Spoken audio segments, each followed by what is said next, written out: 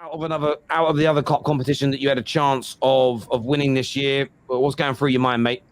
It's just gutted, man. And I disagree, Terry. Like respect and everything, but I completely disagree with your take on the Vicario call. I think 100% it's a foul. But I will say Manchester City did have a lot of chances to score, and we were very fortunate. But I will say going into this game, I expected it to be like this. I expected Man City to run through us. I expected them to have a lot of chances and for us to get lucky. But that to concede like that, it's like kicking the heart, man. Like I don't know how you're supposed to react with that. But I think we played very well. I disagree with the fact that we didn't play well. I think we played well. You could see so many times we were playing out of the back under pressure from Manchester City, and we were able to play out of the back like a club that's building. This is what I'm saying.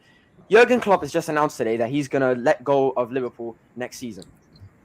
I think today symbolizes the next competition to Manchester City for the Premier League title is Tottenham Hotspur.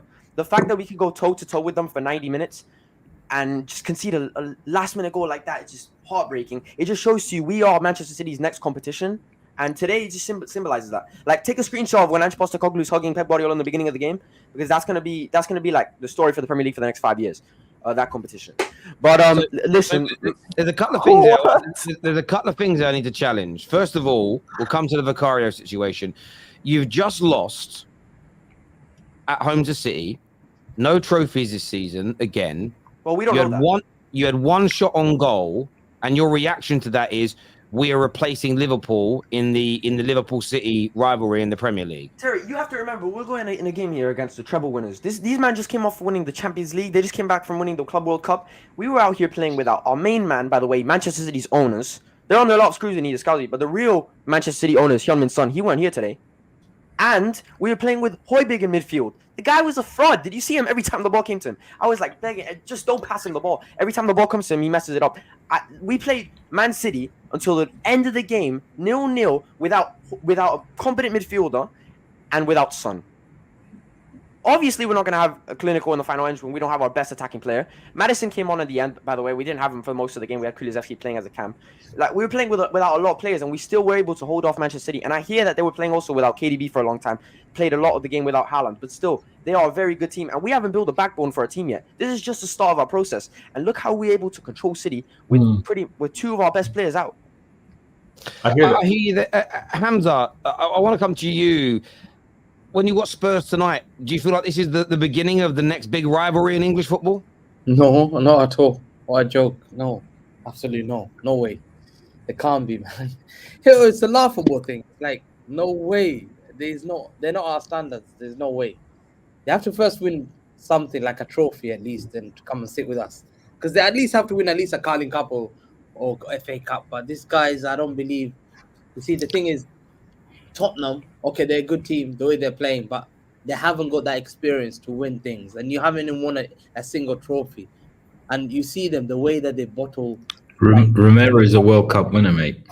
Yeah, Carling Cup. The Carling Cup, they bottled it against someone knocked them out. I think, who knocked them out in Carling Cup? It was a small team game. It was Fulham. We were playing our C team. Fulham, yeah, exactly. Fulham. I just need to interject for 1 second. I asked that question because a Spurs fan made the claim. No chance. I don't believe it. Like, questions are not an indication of somebody's beliefs, people. Anyway, we move. Keep going, Hamza, please. Sorry, sir. It's no chance. No chance. There's level to this game. I'm sorry. How about we'll come back to the game. V, how about yourself? I mean, you've heard what Dan's had to say there.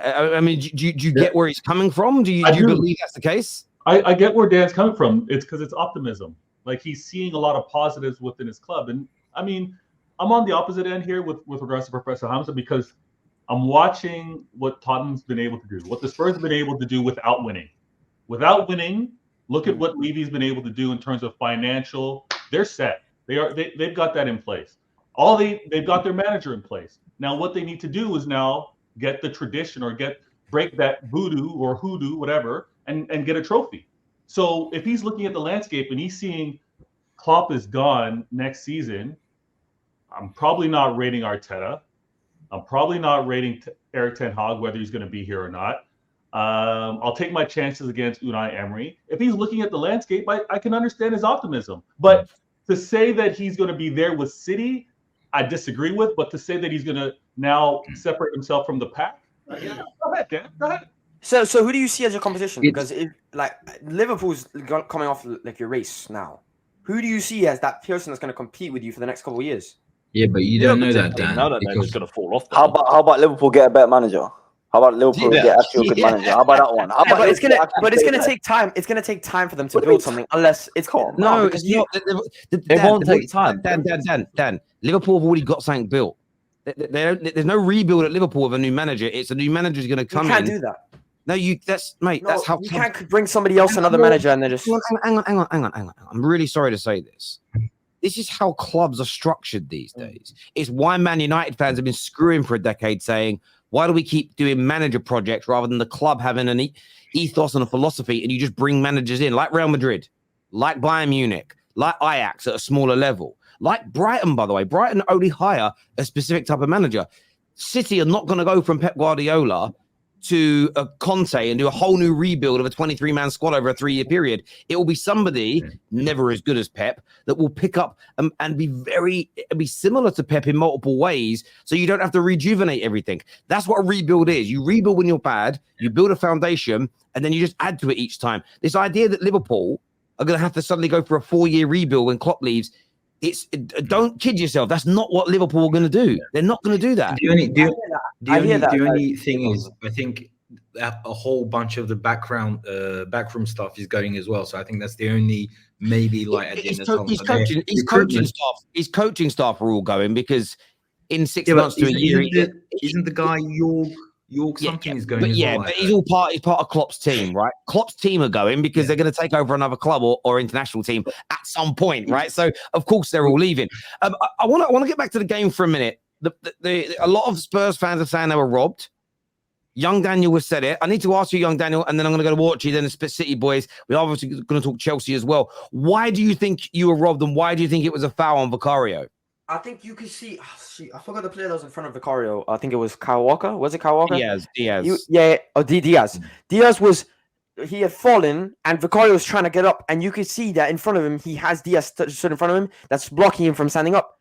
I understand that goalkeepers come out and sometimes they'll hit a player and they'll get away with it. I'm actually from the group that disagrees with that, and I think goalkeepers should be getting punished for things like that.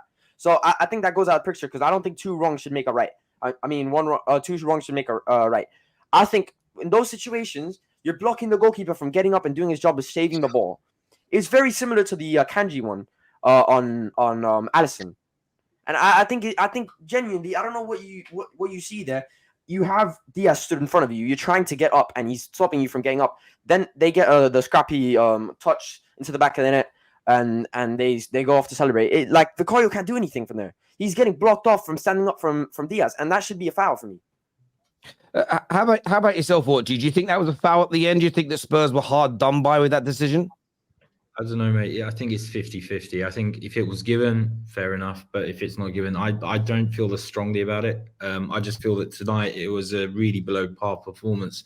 I was really the only person that I could certainly after the game can held his head up high is Mickey van der Ven. He was absolutely immense tonight. Some of the blocks, some of the things that he did. I think he's the only one. I thought even like Romero was a bit poor. Udogie was all over the place. Højbjerg, just don't even get me started on him. Again, Brennan Johnson, just everyone really. Kulusevski couldn't really do much. What's his name? Richarlison had another poor game for me. I think most of the team had a really poor game for me. I think we definitely missed. I agree with Dan. I think we definitely missed Son. We missed Bissouma. I think if we had Bissouma and Sarr in that midfield together with Bentancur, we probably would have done a lot more better today, even if we didn't have Son. I just think we didn't deserve it. We might have just scraped a draw and maybe a replay, but just overall, I thought it was a poor performance. Yeah, in the second half, we had some chances. We had a nice, but first half, it was all City. And I was just really disappointed. I was really frustrated.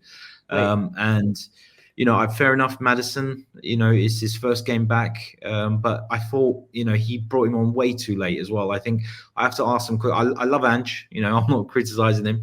But sometimes I do, sometimes he waits a really long time. He makes his substitutions really late in the game. And I thought, he could have brought on Maddison a bit more earlier, mix things up a little bit. I wanted to see more from Spurs today, and I feel a little bit I feel a bit disappointed, to be honest. But Mickey van der Ven, what a defender. Love him. So did you come into this game expecting to dominate City? You're at home, Dan. We're at home. We should have done more. We should have done more because City weren't exactly full. They have players missing as well. They have Haaland missing, and they've got KDB who also was on the bench. I just expected more. I think first half we really didn't get a sniff at all. First half was just, but second half, yeah, we started better. We actually started doing things well, but there was just too many below par performances today for me. I hear you on that. From your point of view, Hamza, did you think it was a foul? Do you understand where Spurs fans are coming from with that goal? It wasn't a foul. It wasn't a foul completely. He went to try and catch the ball. He just left the ball there. It's a joke. They say it's a basic thing if you've been a goalkeeper. When you come out, you have to make sure you either punch the ball out or you catch the ball. You can't just flop it out. And I think that was a fair goal. It was not clear like it's going to be a foul. If that would have been a foul, that would have been the biggest joke ever. That was a fair goal. He flopped it. Vicario. Spurs fans just don't want to blame Vicario because they've been adding him as one of the best keepers in the Premier League. Not the best Premier League keeper. But now because so far he has been though. It's just one. Okay, even if it's a mistake, it's a mistake. But it's not even a mistake. But I think you're lucky. You're lucky that we didn't beat you more than 1-0 because I believe we dominated that game. I believe we had 15 shots. You had probably 1, and we had like 12 corners. You had 2. Yeah, you didn't come out your box. Okay, fair enough. Højbjerg nearly gifted you 2. You're 12 minutes in the second half. Højbjerg nearly gifted you 2. Yeah, and that's what I'm saying. We had chances, and at one point Bernardo had a chance. KDB had an empty chance. Foden had a chance, and literally it was coming. People are saying that before the game that Tottenham is our boogie team, and if you look at all the goals, sometimes they beat us. Sometimes they've been lucky, yeah. And this year, I'm just so happy that at least we scored there. I think that boogie team, that theory of boogie team is done. It's ousted now anymore. And I think now we got the win. And the key thing is we move on from this. And City didn't concede. Absolutely up. The impeccable performance goes to Kovacic. I am so shocked that Chelsea lost it. We bought him for 20 million. Today, I'm so surprised that Ake got that man of the match. Kovacic ran that show.